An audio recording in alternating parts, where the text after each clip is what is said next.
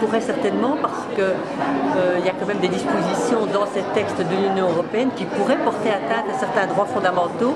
Maintenant, je ne peux pas vous dire si aujourd'hui il y a déjà eu des requêtes en ce sens, mais théoriquement c'est possible, ça c'est clair. Pour autant, bien sûr, que les personnes concernées aient épuisé toutes les voies de recours internes qui sont possibles par rapport à ça, soit dans leur pays, soit dans les instances européennes.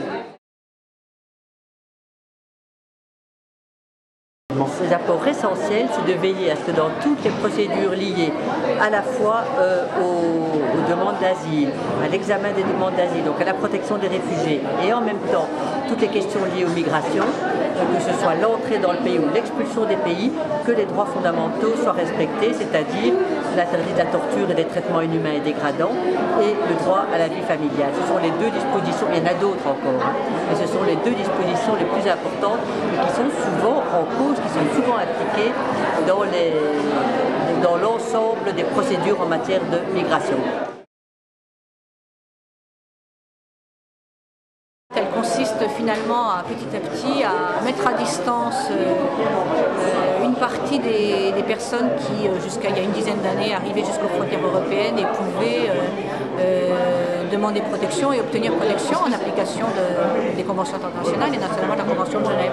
Et donc c'est vrai qu'on a constaté un recul finalement de la demande d'asile en Europe d'une part, et de plus en plus de gens qui sont contraints à rester dans des pays tampons, qui ne sont pas en mesure de les accueillir et pas en mesure de répondre donc aux obligations internationales qui engagent les États membres.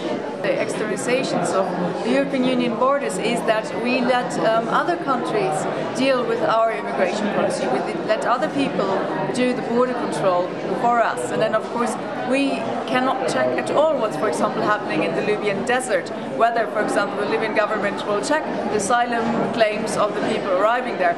I have my doubts that this is happening. I rather have the feeling that Libya is enabled to do quite a lot of human rights breaches, etc., and there's no way how we can stop it. But by giving Libya the task to defend the European Union borders, we also say, oh, we turn a blind eye on the human rights breaches, and I think that can't be. We have to be responsible for our own border control and see how we want to have it if we want to have it.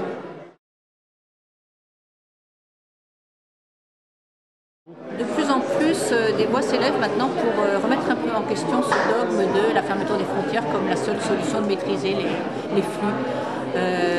Les associations, beaucoup d'associations le disent depuis longtemps, mais ce n'est pas seulement les droits de l'homiste entre guillemets qui le disent, puisque il y a des travaux très sérieux d'experts de l'UNESCO qui ont imaginé un scénario migration sans frontières, qui analyse vraiment tous les volets de l'activité des migrants pour conclure que la fermeture des frontières n'est pas forcément la bonne solution. Et le PNUD, tout récemment, le Programme des Nations Unies pour le développement, a conclu un rapport qui va tout à fait dans ce sens-là, qui conseille même de lever les barrières pour des raisons à la fois éthiques et économiques. The EU immigration policy definitely needs quite some changes. We need to put a more humane way of dealing with immigration into the policies. At the moment we only see migrants as a threat. We don't want them, we try to fend them off, etc. And I would say that can't be the way. Europe has always lived on migration. Basically all Europeans are migrants. We have to see the benefits of migration as well, and we also have to see the needs of people who migrate. I think people have a right to find a better way of living if they're starving in their countries of origin, if there's war, etc., which we are also fueling because the European Union member states are, for example, exporting weapons to conflict areas or are taking away fish from areas where people depend on the fish. So we shouldn't be surprised when they then come to the European Union to find a better life, which we before destroyed for them.